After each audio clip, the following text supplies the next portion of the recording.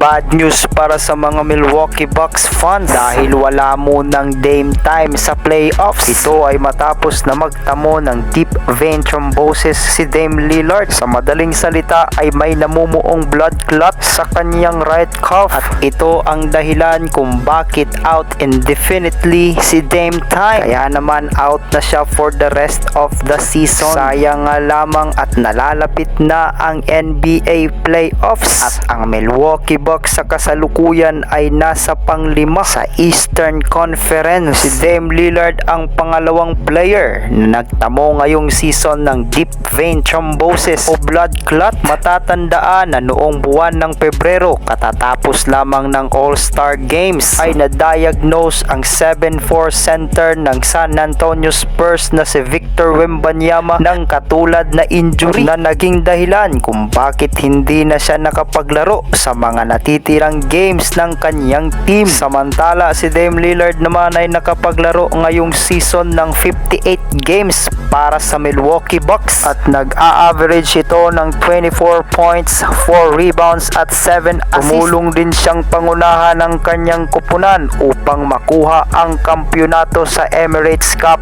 o sa in-season tournament.